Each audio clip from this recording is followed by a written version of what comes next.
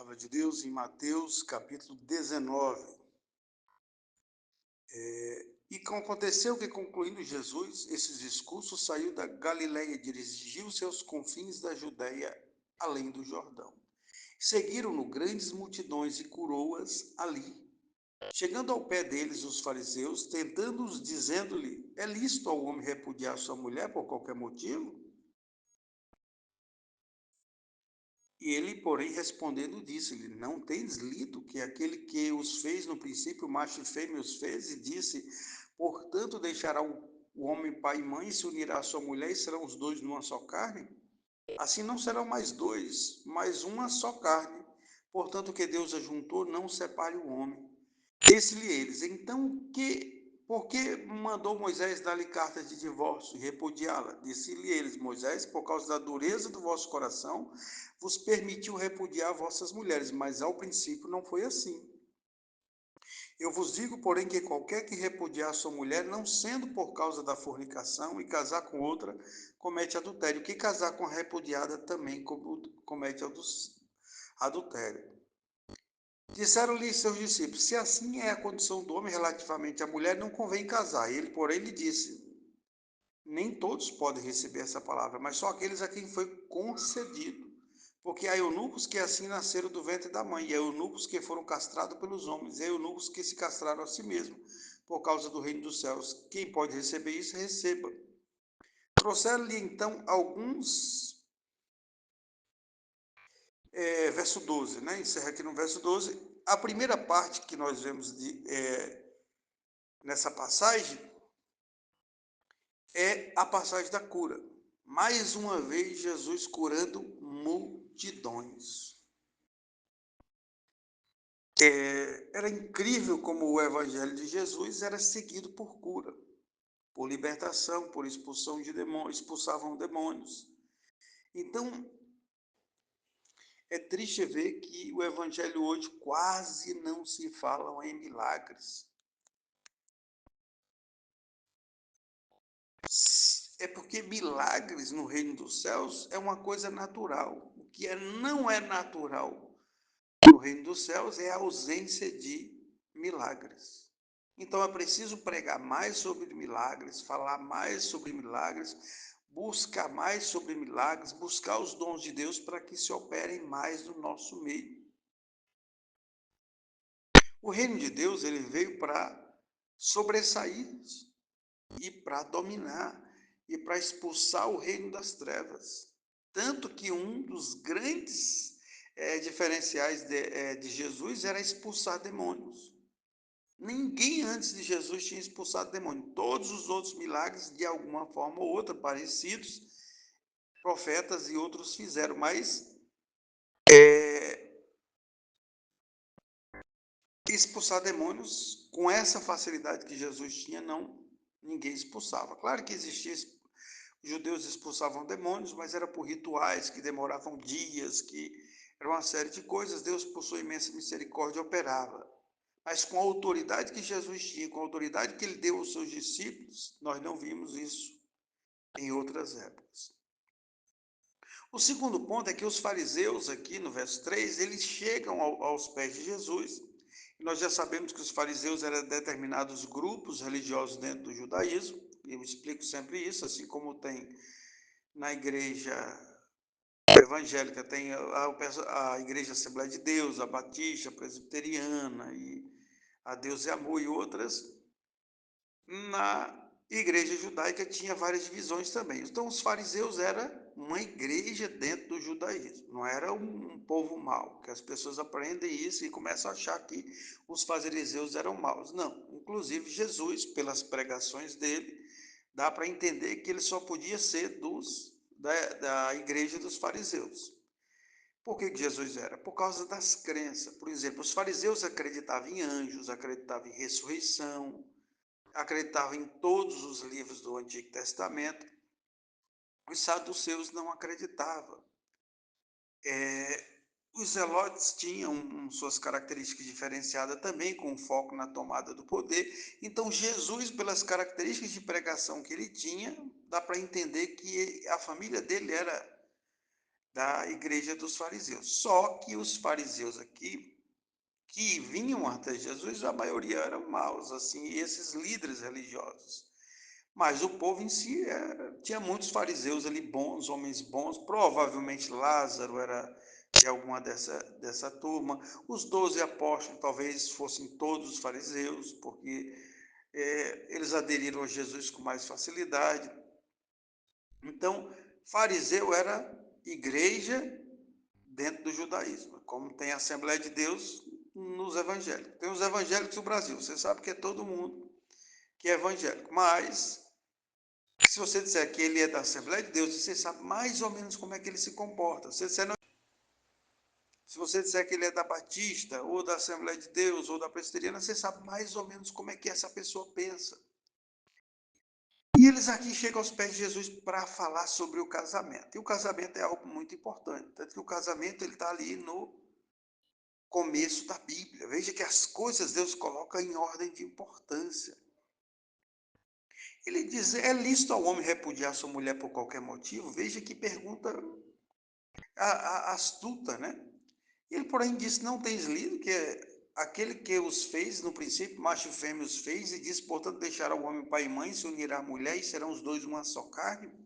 Aqui tem um princípio muito interessante. Veja que deixará pai e mãe, se unirá, é como se quebrasse uma ligação de uma família e se ligasse a outra família para constituir outra família. É como a divisão celular, é como o surgimento de uma nova vida, de uma nova célula.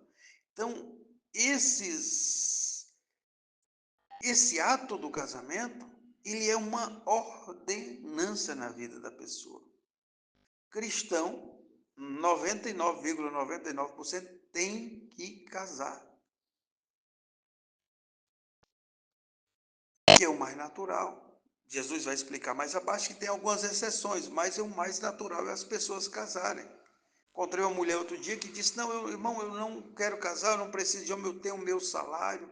Veja que uma irmã com a aparência de que era uma mulher espiritual, dizer uma coisa dessa, você fala que sabe que as pessoas estão mal instruídas. Não, meu irmão. O pecado está aí, a solidão. Ela tinha família, mas a gente vê que a família dela ali, em breve ela ia ficar sem ninguém. E tem pessoas que estão depressivas hoje porque recusaram casar quando eram mais novos. Agora, posso casar com qualquer pessoa só por casar, só para ter um marido e uma mulher? Não, tem parâmetros dentro da Bíblia que você tem que usar. Mas aqui o assunto era o divórcio.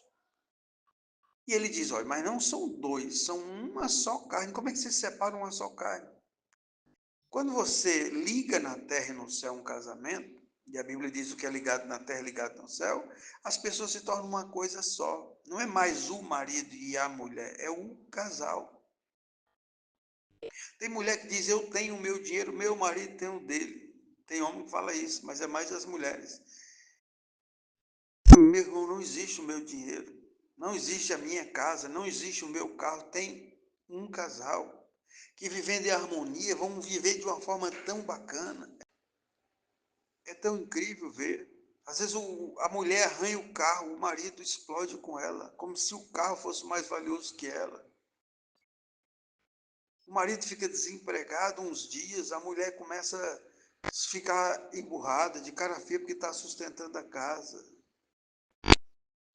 Outro aprendizado que está dentro desse é, presta atenção, se tornaram uma só carne, então os pais são pais de todos. Então, o tratamento que se dá ao sogro é um tratamento de honra. Honra teu pai e tua mãe. Então, a partir do momento que você se casa, não é mais o pai dela e a mãe dela, é o teu pai e a tua mãe. Não é mais o pai dele e a mãe dele, é o teu pai e tua mãe. Tem mulheres que sofrem, aí jamais os homens cometem esse erro, porque os pais dela passam dificuldade, às vezes ela não trabalha e o marido pode ajudar e não ajuda. Mas acontece, mulheres também faz de conta que não tem obrigação. Você passa a ter obrigação com os pais do teu marido, com os pais da tua esposa. É honra. Mesmo que morra tua esposa, morra teu esposo, você continua. É honra, né? Mesmo se você casa com outra pessoa.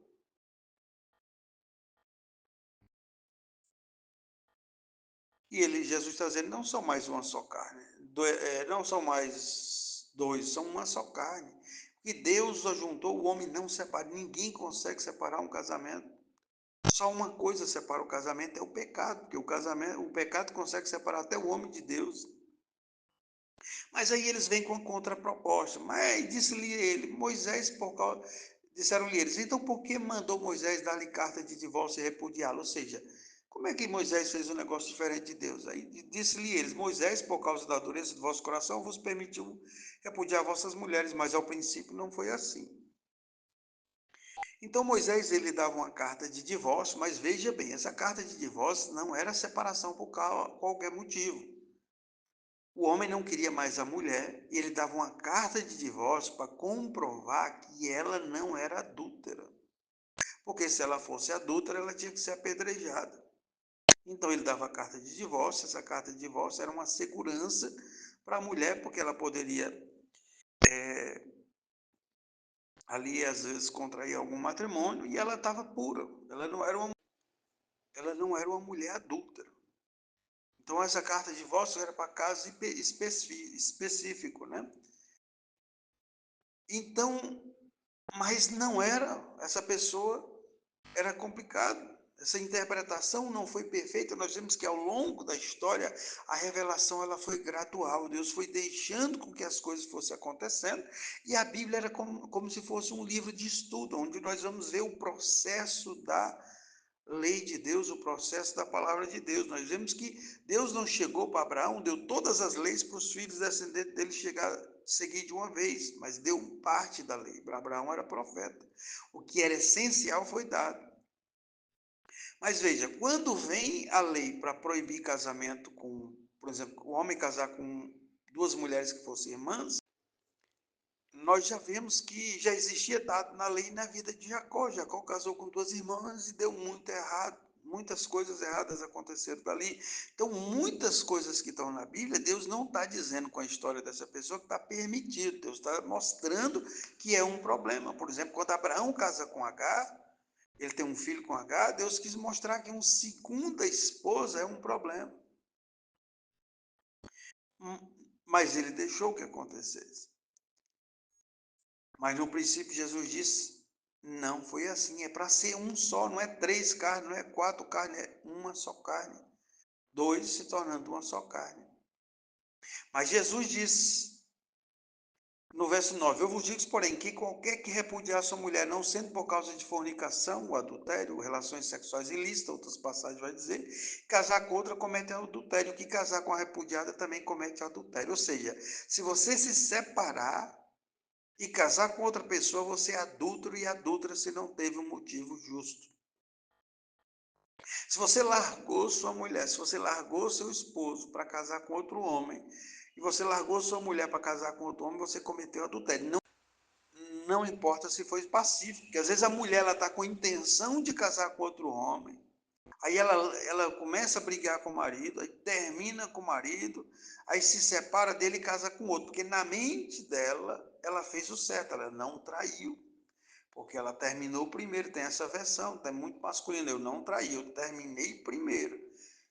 Não existe essa versão na Bíblia. Se o homem termina com a mulher e às vezes trata mal, eu já vi homens que ele arrumou mulheres mais bonitas e ficou jogando a esposa para cima de amigos. Tem gente que fica torcendo para o esposo morrer, para a esposa morrer, para o esposo trair, para a esposa trair para casar com outro, com outra. Mas a Bíblia chama isso de adultério. Você só tem um motivo para separar: relações sexuais ilícitas. Claro que se você estiver sob a ameaça de morte, você tem que sair de casa, né? Buscar ajuda. Se você está convivendo com um pedófilo, você tem que se largar, que já aí já é uma relação sexual ilícita. Mas não tem risco para você, só incompatibilidade de gênero. Não tem isso na Bíblia. Não tem agressão física com risco de morte. Não tem agressão física, não tem traição, não tem problemas na sexualidade, você não tem motivo para trair. Então, analise a sua vida. Talvez você está no segundo ou terceiro casamento e isso para a Bíblia é adultério. E aí agora você tem que buscar a misericórdia de Deus. Porque às vezes não dá para mais voltar atrás. Porque às vezes você está casada, largou o primeiro marido, o outro marido já casou com outra e já constituiu família e não vai acabar isso. Então, você está casado, casada, busca a misericórdia de Deus, mas tem que buscar um perdão, até você se sentir perdoado e perdoada, porque senão para Deus você é adúltero e adúltera. Esse é o grande problema da nação brasileira, das igrejas. Por isso que não acontecem milagres, não acontece libertação. As pessoas vêm pedir oração em adultério. Sabe o que a Bíblia diz? Que quando a pessoa está em pecado de morte, você não deve nem orar por ela. A oração não funciona. Só que a pessoa largou, aí casou com outro. Aí o outro também casou com outra. Mas se você casou primeiro, você cometeu adultério. Então aí você cometeu adultério e liberou para o outro. Um outro princípio que não é ensinado nas igrejas e tem que aprender é que o que é desligado na terra é desligado no céu. Só pode haver um divórcio oficial de igreja quando a igreja desliga a pessoa. Então a pessoa apresenta para o ministério ora, tenta a reconciliação, não conseguiu, analisa e vê que teve problema na sexualidade, alguém traiu, aí não tem perdão, porque às vezes a pessoa não quer mais voltar no relacionamento, ela não quer o perdão. Eu já vi casos que mulher traiu o marido e o marido ofereceu perdão, ela não quis mais. Veio um monte de doença sobre ela, um monte de problema. Mesmo assim, ela estava quase morrendo, mas ela não quis reatar o namoro, continuou com outro. Então, nesse caso, a igreja tem que orar, o ministério orar, apresentar a Deus, e em concordância ali, a igreja desliga esse casamento, para que seja desligado no céu, e aí libera a pessoa para casar com outro. Só existe essa saída. Porque se isso não é feito, é muito complicado. Deus pode desligar. Claro que quando a outra pessoa casa, você casou, mas às vezes é um casamento que você está em adultério, não foi aceito por Deus. É coisa séria. Nós vemos João Batista, em passagens anteriores aí, criticando Herodes, que já estava casado, vivendo com a mulher, só que era a mulher do irmão. Era um agravante, porque além de ser um adultério, era um adultério com incesto, porque era mulher de um irmão. Mas tem pessoas que estão na igreja nessas condições. Terminaram um casamento, casaram com outro, terminaram, às vezes não traíram a esposa, não traíram o esposo. Mas para a Bíblia isso é adultério. Para Deus isso é adultério. Você destruiu uma família. É muito comum, após uma separação, problemas financeiros e problemas de saúde. Reflitam sobre isso e analisem sua vida. Se não aconteceu após um divórcio. Então, não pode haver divórcio, de preferência de forma nenhuma, em algumas exceções. Aí eles vão dizer, Senhor, se assim é a condição do homem relativamente à mulher, não convém casar. Ele, porém, lhe disse, nem todos podem receber essa palavra, mas só aqueles a quem foi concedido. Então, aqui abre outra discussão. Preste atenção. Existe até igrejas aí que o líder religioso não pode casar. Isso é um erro, porque a Bíblia vai dizer, se eu não me engano em Timóteo, que o líder religioso era para obrigatoriamente ser casado. Alguém não pode liderar uma igreja sem ser casado, porque a sexualidade dele vai se manifestar ali. Uma hora ele vai sentir desejos sexuais. Então ele tem que ter a esposa dele, ele tem que ter a família, administrar uma família, para ele entender o que é filhos, o que é esposa, o que é lá, o que é finanças, porque ele vai pregar sobre essas coisas. Agora, um missionário, vamos dizer que possa ficar, mas Jesus vai dizer aqui que é alguns que foi concedido. Ele, no verso 1, ele, porém, lhes disse, nem todos podem receber essa palavra, mas só aqueles a quem foi concedido. Tem pessoas como Paulo que recebeu esse dom, mas é uma luta.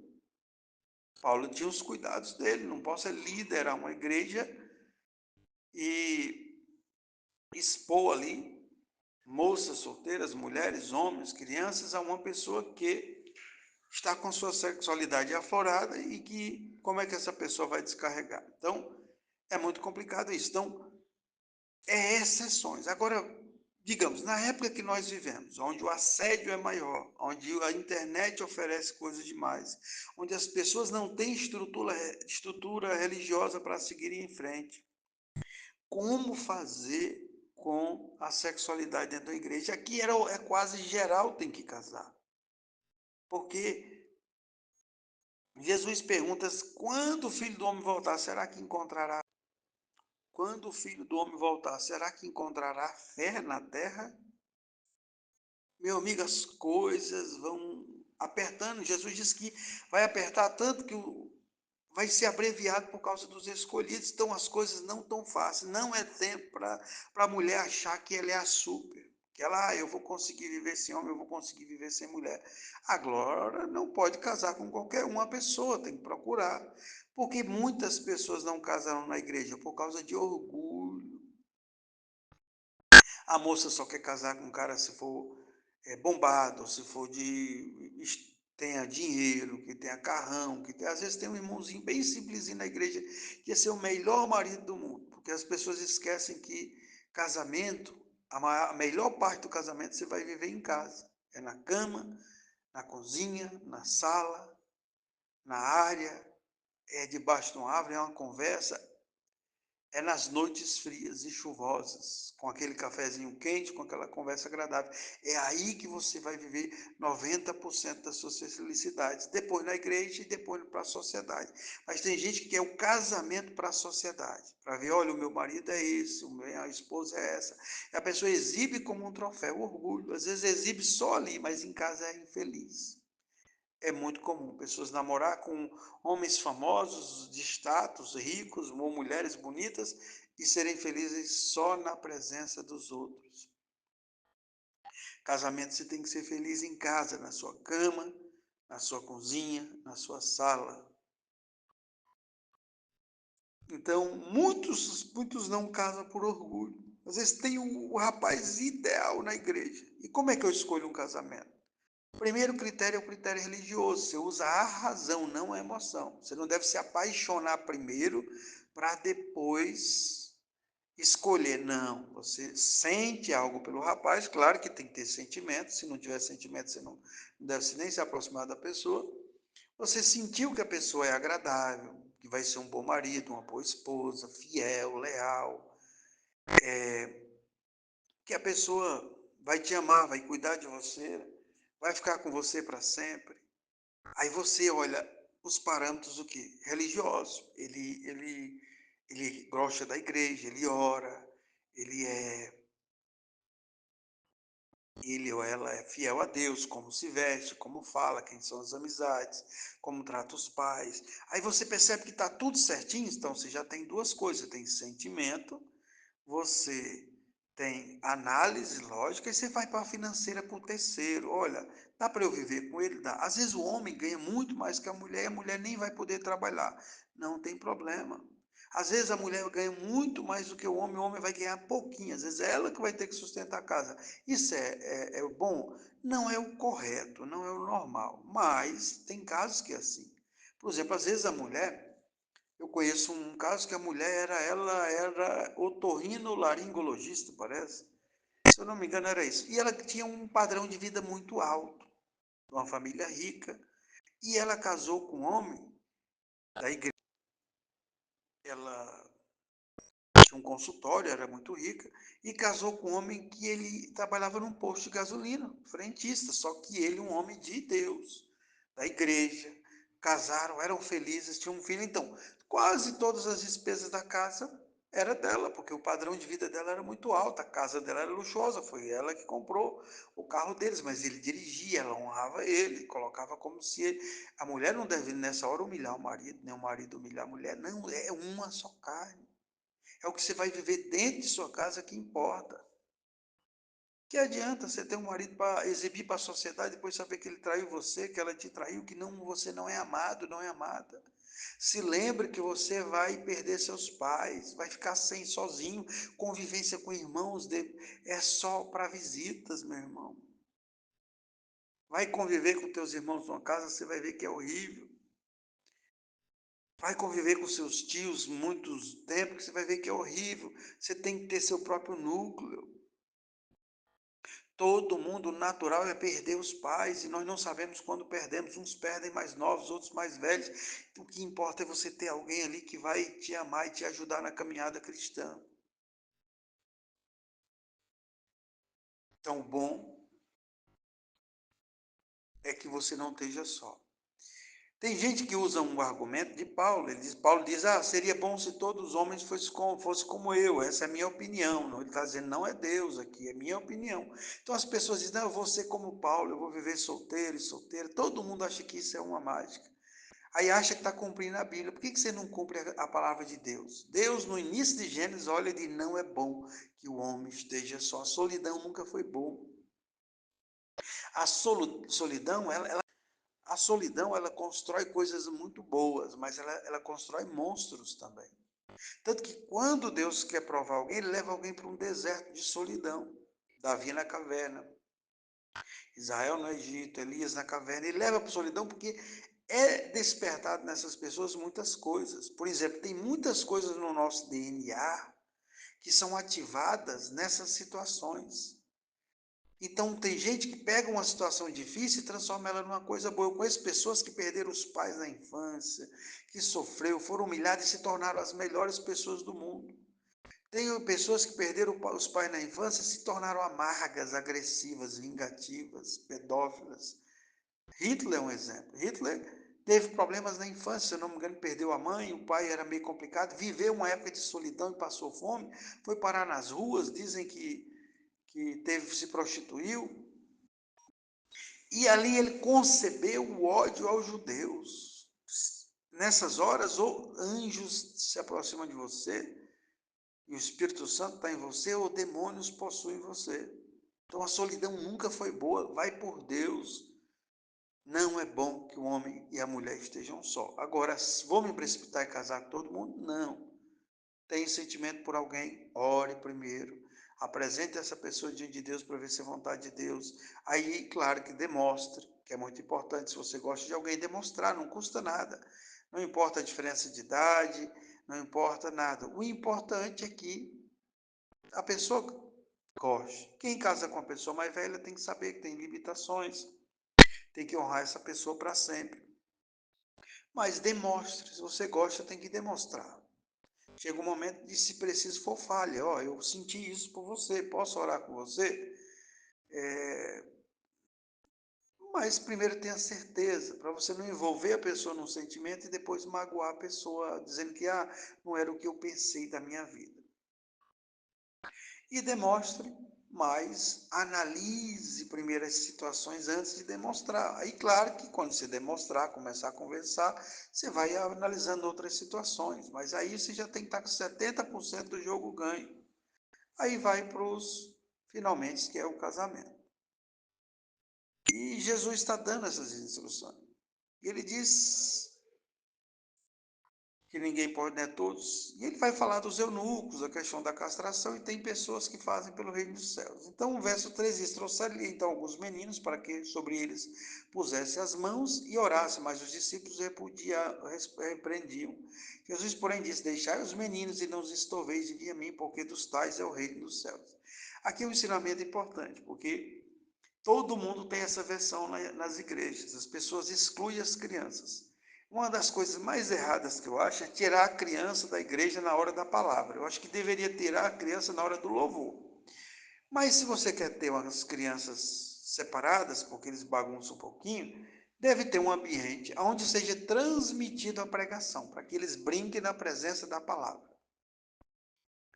Criança tem que ouvir palavra, criança tem que ouvir pregação. Esse negócio que criança não entende não existe. Eu me converti aos 10 anos de idade. Ouvindo uma discussão de um católico com um evangélico, ouvi aquilo e comecei a ler a Bíblia. Eu lembro que com os 7 anos de idade eu vi dois homens conversando, o homem de um circo, o dono de um circo com um evangelista conversando sobre a Bíblia. Eu botei minha cadeira ali do lado deles, que eu ouvindo, achei tão gostoso aquela história da Bíblia. No dia que eu ouvi a discussão, eu fui ler a Bíblia naquele dia. 3 meses depois, eu estava discutindo com os freios, com os padres que iam na minha casa sobre a Bíblia. Com 10 anos, eu conhecia a Bíblia demais. Com 12 anos, eu era auxiliar de obreiro e dirigia culto. Escola dominical. Tinha sido consagrado auxiliar de obreiro com 12 anos. Então, você tem que pregar a Bíblia. Com 12 anos eu pegava uma caixa de som, botava numa bicicleta, viajava para um sítio vizinho, mas um amigo meu, nós panfletava ali todo o vilarejo, convidava para o culto à noite, e às vezes à noite nós tínhamos que dirigir o culto. Criança precisa ouvir pregações. Quando seus filhos estiverem brincando, botem pregações baixinhas, que não incomode. Mas para eles ouvirem, eles vão absorvendo a palavra de Deus, pegando o estilo das pregações. É muito bonito quando as crianças começam a brincar sobre culto. Uma vez eu vi uma criança fazendo um cultinho, ele reuniu e começou a pregar para os coleguinhas dele. É bonito, é porque isso já está na mente dele. Essa criança vai ser diferente. As pessoas tentam afastar a criança da igreja. Tem raiva de criança na igreja. Gente, não pode. Uma das coisas mais sagradas que nós temos nesse mundo são as crianças. Criança é tão sagrado que Jesus está dizendo aqui que as crianças não pertencem ao reino do céu. Está dizendo que o reino dos céus é que pertence a elas. Das tais é o reino dos céus. É sagrado isso. Aí nós temos que lutar para entrar no reino dos céus. Se arrependei, porque o reino dos céus está próximo, mas Jesus está dando um mistério aqui. Das crianças é o reino dos céus. Por isso que um pecado contra uma criança é horrível. Nós vimos atrás Jesus dizer que os anjos de Deus veem a face, os anjos que cuidam das crianças, veem a face de Deus todo dia. Parece que tem que prestar conta do que faz com as crianças. E tem gente com raiva de crianças na igreja, tem irmão que não suporta o filho da irmã, tem irmã que não suporta o filho da irmã. Minha filha era muito travessa. E a gente colocava no colo, e na hora da palavra tinha que segurar. E era tão engraçado que ela entrava por debaixo das cadeiras. E ela amava ir no banheiro da descarga. Então, vacilou. E ela era agitadinha, curiosidade, maldade nenhuma. E eu ia ali na medida. Quando ela atingiu uma certa idade, ela não saía do banquinho. Momento da palavra, eu mandava ela prestar atenção. Com poucos anos, ela já estava me dizendo: papai, você viu o que a palavra falou? Teve uma vez que Deus respondeu uma coisa na palavra e eu não entendi. Acho que ela tinha uns 10 anos. E ela disse: pai, olha o que Deus falou. Nós tínhamos que mudar para uma cidade, eu morava só eu e ela. E a palavra foi assim: enviarei o anjo adiante de ti que vai preparar, endireitar os caminhos do Senhor. Aquela passagem de João Batista. E eu, preocupado, que eu queria mudar com ela para outro lugar, e ela disse: pai, você não entendeu? A palavra diz que Deus vai mandar primeiro o anjo na frente para preparar o terreno. E realmente algumas coisas aconteceram antes para nós poder mudar. Ela entendeu, eu não entendi. Criança tem que estar dentro da igreja. Agora, por exemplo, a criança chora na hora do culto, a mamãe levanta, vai para fora. Mas tem que ter paciência. Se você tem raiva de criança, você tem raiva do reino dos céus. Crianças são sagradas, é a coisa mais santa que você pode ter dentro da igreja, são as crianças. Os judeus acreditam, né, eles não acreditam que Jesus é o Cristo, eles acreditam que depois das profecias Deus se revela por algumas coisas. E uma das coisas que Deus se revela é por meio das crianças. Pureza, as palavras, o jeito das crianças é o reino dos céus. Nunca esqueça desse ensinamento. Não tenha raiva do filho da sua irmã. Ah, aquele menino, se eu for, eu batia. Irmão, não deve traumatizar a criança em igreja. A criança tem que ser corrigida em casa. De preferência com castigo e não com agressão física. E tem que ter regras, muitas regras. Se a criança está bagunçando muito na igreja, o problema acontece em casa. Não dá para resolver na igreja, porque ela vai ficar magoada, que ele cria um trauma e uma série. Então, igreja não é lugar para agredir criança. Igreja é lugar para pedir, para com calma, sempre com paciência. Só vai passar 1h30, 2 horas com a criança, 2, 3 vezes por semana. Por que você tem que criar birra com a criança? Tem crianças que elas refletem o lar dela. Se seu filho está com problema demais na igreja, você está mostrando como é que está seu lar. Então, a vergonha não é para a criança, não, é para você. Então, tome cuidado. Outra coisa, orem nas crianças. Vamos aqui ver, trazendo crianças para Jesus, impor a mão sobre elas e orar. Então, leve as crianças para orar. Às vezes tem espíritos que perturbam as crianças. Não deixe criança no celular. Cuidado com televisão, com o que você ouve, não assista uma novela em casa, tome cuidado. Porque às vezes você está destruindo o caráter do seu filho.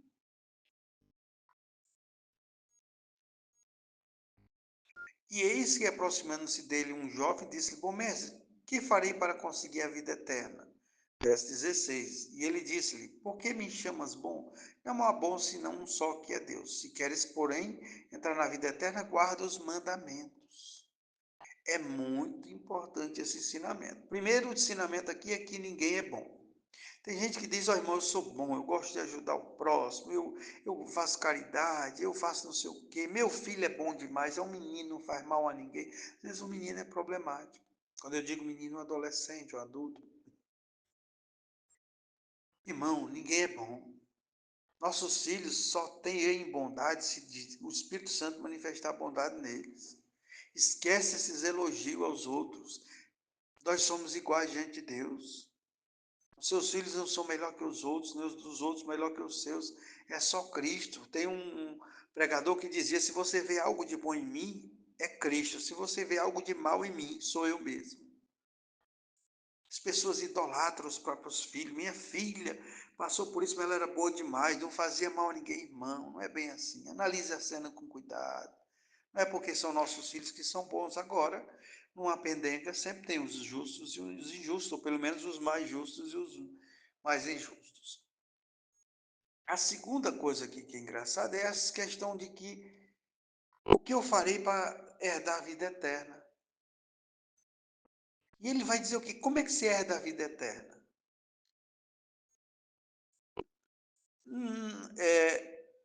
Se queres, porém, entrar na vida eterna, guarda os mandamentos. Olha que interessante Jesus mandando você guardar os mandamentos. É muito importante falar sobre os mandamentos, porque as pessoas acham que os mandamentos não é mais para ser obedecido, meu irmão. Alguns mandamentos não nos pertencem, porque foram dados para judeus, ritualísticos, algumas coisas. Mas veja, esses mandamentos que Jesus vai dizer aqui, ó, não matarás, não cometerás adultério, no verso 18, não furtarás, não dirás falso testemunho, honra teu pai e tua mãe, amarás o teu próximo como a ti mesmo. Isso aí é coisa que você tem que para a vida inteira. Se você não honra esses mandamentos, você não tem parte com Deus. Porque lá em Apocalipse, que é o final da Bíblia, vai falar nesses mesmos mandamentos. Veja, Moisés falou nos mandamentos, Jesus está aqui falando dos mandamentos. E Jesus falou aqui num versículo, mas não foi só um versículo. Com certeza, talvez ele deu meia hora de discurso, uma hora de discurso sobre o assunto, mas o escritor aqui resumiu. Porque Jesus falava sobre os mandamentos, sim. Lei tem que ser cumprida. Agora, o que é que vai te salvar? É a graça com a fé. Só que é o seguinte, a salvação vem pela fé e a fé é dom gratuito de Deus, mas é verdade. Se você tem fé, você tem que cumprir os mandamentos. Se você não cumpre, é porque você não tem fé. Porque ao cumprir dos mandamentos, você só vai cumprir se tiver fé, porque a fé é o poder que Deus vai te dar para você ter as obras, que as obras é o cumprimento da palavra de Deus. Aí tem gente que diz: não, irmão, o salvo é pela fé, a lei passou. Sim, mas e aí? Tu adultera? Se tu adultera, tu vai para o inferno. Se tu levanta falso testemunho, tu vai para o inferno. Se tu não honra pai e mãe, tu vai para o inferno. Se tu não ama o teu próximo, tu vai para o inferno. Porque lá em Apocalipse está dizendo que ficarão de fora os adúlteros e todos que praticam iniquidade, amantes da mentira, todas as mesmas coisas. Paulo falou da mesma coisa. Então, meu amigo, se você não cumpre os mandamentos, é porque talvez ou sua fé é pequena ou você não tem fé. Então aí é preciso se consertar com Deus e pedir ajuda a Deus. E Jesus não falou em mandamentos, só falou no amor. Sim, mas que amor é esse? O amor que cumpre os mandamentos. Se você não cumpre os mandamentos, você não tem amor. Como é que você ama seu próximo e faz o mal a ele? Como é que você ama Deus e não obedece a ele? Se você é idólatra, você não ama a Deus. Você ainda não descobriu o que é amor. Mas você está no caminho, não desista. Peça misericórdia a Deus. Eu fui um crente fraco muitos anos. Entrava na igreja, era dois pés na igreja e um pé no mundo. Mas Deus teve misericórdia de mim, pode ter de você também. E disse o jovem no verso 20: Tudo isso tenho guardado desde a minha mocidade. Que me falta ainda? Agora aqui veio a chave de pescoço. Verso 21, disse-lhe Jesus, se queres ser perfeito, vai, vende tudo que tens e dá aos pobres, e terás um tesouro no céu, e vem e segue-me. Veja isso aqui. Jesus manda todo mundo vender tudo e dar aos pobres? Não, meu irmão. Nós vemos lá em Ananias e Safiras, as pessoas que sentiam vendiam as coisas e davam aos pobres. O povo estava cheio do Espírito Santo de um jeito que não queria mais saber mais de dinheiro. Mas Ananias e Safiras não vendeu. E quando ele vendeu e mentiu, que ele disse que vendeu e deu tudo e era só metade, Paulo, o Pedro disse, rapaz, se tu tivesse ficado para tu não era teu, você precisa vender tudo? Não, agora você precisa ser caridoso. Você precisa ofertar e dizimar na igreja. Irmão, o dízimo salva, não é o dízimo que salva, é que o salvo dizima. Quando você é salvo, quando você tem o Espírito Santo, você quer ajudar a obra de Deus. Você dizima, você oferta, você ora, você vai para o culto, você evangeliza. Agora, quando você não é salvo, às vezes você não dizima. Porque você é mesquinho. Enquanto você é mesquinho com Deus, é sinal que tem muita coisa ainda para ser feita no seu coração. Você não creu perfeitamente, você não tem entendimento. Significa que você está ainda meio distante de Deus. Talvez você não pratique outras coisas, mas seu coração não é sincero com Deus. E geralmente, 99% das pessoas que têm problema com dízimo e oferta têm problema em outras áreas. Porque o dízimo e oferta é a cereja do bolo. Eu considero o dízimo e oferta como uma bênção de Deus e não como uma obrigação. Porque eu observei isso tudo na minha vida. Quando eu dizimava e ofertava, eu era abençoado. Quando eu não dizimava, eu não era abençoado e eu estava fraco. Então, quando eu dizimava e ofertava, eu recebi uma dádiva de Deus. Quando você é dizimista e ofertante, você já está debaixo da graça de Deus. Porque já é obra de Deus operando em você para te abençoar. Mas eu preciso vender tudo e dar para os pobres. Não, às vezes você tem uma fazenda, uma loja, se você vender tudo é pior. Você vende, gasta rápido, fica sem nada, e nem ajuda a igreja, nem ajuda os pobres. Não, às vezes o que você tem, você mantém, mas o lucro ali, você deve estar. Mas aqui Jesus está fazendo um chamado específico, larga tudo, vende tudo e segue-me. E Jesus também quer expor o coração dele. Essa mensagem não é só para falar de dinheiro, para falar do coração desse homem. Ele era apegado ao dinheiro. Ele obedecia tudo, mas ele ainda tinha um senhor que era o dinheiro. O pecado não é ter dinheiro, o pecado é ter o dinheiro como senhor. O amor ao dinheiro, a raiz de todos os males, não é o dinheiro, meu irmão. O dinheiro é feito de papel, o papel é feito de árvore. Quem fez a árvore foi Deus pela palavra. Isso não é maldito, isso é bendito. E o jovem, ouvindo essa palavra, retirou-se triste, porque possuía muitas propriedades. Disse então Jesus aos seus discípulos: de verdade vos disse que é difícil entrar o rico no reino dos céus. E outra vez vos digo que é mais fácil passar um camelo pelo fundo de uma agulha do que entrar um rico no reino dos céus. Os discípulos, ouvindo isso, admiraram-se muito, dizendo: quem poderá se salvar? E Jesus, olhando para ele, disse: aos homens isso é impossível, mas a Deus tudo é possível. Ou seja, a salvação é algo de Deus, meu irmão. É Deus que opera em você. Nós temos pessoas que são riquíssimas e conseguem ter uma vida santa, simples, humilde. Ela é humilde com os funcionários, é humilde com o dinheiro, utiliza o dinheiro para evangelizar. Chega um momento que a pessoa tem tanto dinheiro que não tem sentido usufruir. A bênção que Deus está dando para ela usar na obra. Quanto mais ela oferta, mais ela é abençoada, porque a obra cresce, igrejas são abertas, evangelistas são enviados. Aí tem pessoas que não entendem esse mistério e começam a usar para elas, é um negócio míngua. Aí passa por uma aprovação. Mas tem pessoas que, se ela tiver dinheiro em abundância, ela sai da igreja. Aí essas pessoas é que Deus manda a bênção, porque Deus não quer miséria na vida de ninguém. Esqueça essa palavra miséria no reino dos céus. Os pobres sempre tereis convosco, mas não é porque Deus quer que as pessoas sejam pobres, não. Deus ia querer que todo mundo fosse milionário, mas se todo mundo for milionário, a preguiça vai dominar, a prostituição, muita coisa, porque a natureza humana é má. Às vezes Deus dá abundância, mas não dá riquezas demais. Às vezes o irmão tem uma boa casa, tem um carro, tem alimentação farta. E sempre tem o dinheiro para despesas, às vezes umas sobras no plano de saúde, alguma coisa.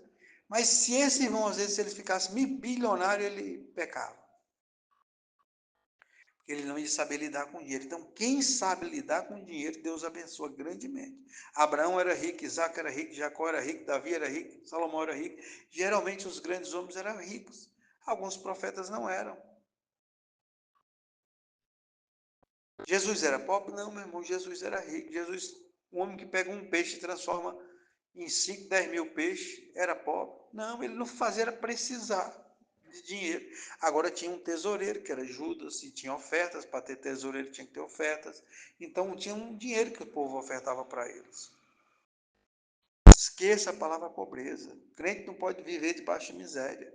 Dificuldades nós podemos passar um período. Às vezes Deus está purificando algumas áreas das nossas vidas, nos transformando, nos preparando para outros dias. Mas não pode passar uma vida inteira em miséria. Está errado. Agora, eu não posso ser ganancioso? Também não. Quando você tem dinheiro, esse dinheiro corrompe os seus valores, os mandamentos, não pode. Aí vocês prejudicam. Tem gente que tem dinheiro e não ajuda os pais, tem gente que tem dinheiro e não ajuda a esposa, tem gente que tem dinheiro e usa para se prostituir, para pecar. Tem gente que tem dinheiro e humilha os funcionários. Conheço muitos que têm dinheiro. Em vez de pagar melhor para os seus funcionários, eles querem pagar menos para ficar com mais dinheiro. Aí já é a ganância no coração dessas pessoas. Tem gente que humilha os funcionários. Tem gente que, por causa de dinheiro, rouba os patrões. Isso é que é o pecado do dinheiro. Agora, querer ganhar mais, querer melhorar de vida, é bênção de Deus. Você deve ter esse pensamento. Honestamente, dentro da graça de Deus, sem fugir da palavra de Deus, procure melhorar de vida.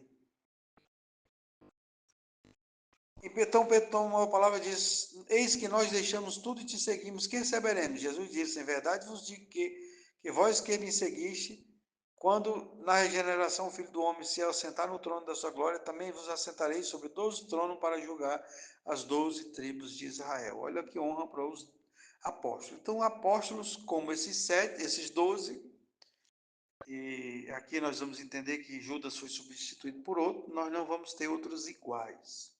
O apostolado desses 12 não tem iguais. A palavra apóstolo quer dizer enviado. Então, dar o nome de apóstolo para alguém, ou até pelo significado da palavra, não é errado. Agora, tem que entender que com essas características desses 12 aqui, só esses 12. Esses 12, claro que o que substituiu Judas, só esses 12. Esses 12 são os apóstolos mestres. Agora, chamar alguém de apóstolo não é errado, porque a palavra apóstolo quer dizer enviado. Tá? Missionário é a mesma coisa, vale o mesmo sentido da palavra. Então, quando você chama missionário fulano e apóstolo fulano, é a mesma coisa, só quer dizer isso, né? Mas tem que entender que não é uma referência ao mesmo apostolado desses 12, que esses 12 aqui vão ter honras que nenhum outro vai ter, né? E até se operou coisas na vida dele, é diferente, né? Que foram ligados diretamente a Cristo. Todo aquele que tiver deixado casas, o irmão, o irmã, o pai, ou mãe, ou mulher, ou filhos, ou terras por causa do meu nome, receberá 100 vezes tanto e herdará a vida eterna. Porém, muitos primeiros serão derradeiros e muitos derradeiros serão primeiros. Isso é um mistério de Deus. A gente acha que as pessoas estão em destaque, às vezes elas não estão. Existem os mistérios dos bastidores. Tem pessoas que nas redes sociais compartilham, às vezes, evangeliza mais do que a igreja dele todinho. Conheço pessoas que evangeliza em grupos de WhatsApp mais do que igrejas de uma cidade inteira. Tem muitas irmãs e muitos irmãos aí que estão fazendo um trabalho de evangelização no WhatsApp, no Facebook, no YouTube, maior do que o pastor da igreja dele faz. Conheço casos que tem igrejas, que tem cidades de 100, 70, 100 mil habitantes, que tem ali 30 igrejas. E tem um irmãozinho e uma irmãzinha ali que no WhatsApp eles pregam mais do que essas 30 igrejas. Então vai ter mistérios lá no reino dos céus. Muitos primeiros que vão ser últimos, muitos últimos que vão ser primeiro. Evangelize, compartilhe no WhatsApp, se torne um missionário de WhatsApp. Se você tem um bom celular, entra em 10 grupos, 20, 30, 40, 100. Tem pessoas que entram em 100 grupos. Compartilhe todo dia as mensagens em 100 grupos. Mensagem de verdade, não é só o Salmo 23, não. Tem gente que vai para os grupos de oração só compartilhar o Salmo 23. Meu irmão, isso é bom, mas serve para quem está na fase boa da vida. O Salmo 23 é uma bênção. Ela não, você chega para alguém que está em pecado e dá o Salmo 23, às vezes não dá efeito nela, às vezes faz piorar a situação. Satanás pregou para Jesus na Bíblia. Então a Bíblia, você tem que saber qual é a palavra. Você tem que saber qual é a palavra certa que você tem que dar para a pessoa. Então, o ideal é você pregar isso positivamente. publicar todo o livro. Você publica um primeiro capítulo, segundo, terceiro, quarto, aí ele termina o livro, aí você evangelizou de verdade. Mas se você bota palavrinhas soltas só de bênção, para a pessoa gostar e botar palminhas para você, não vai dar muito resultado. Nunca deixe de fazer, mas procure fazer do jeito certo. Receba a palavra e compartilhe. No nome de Jesus, amém e amém.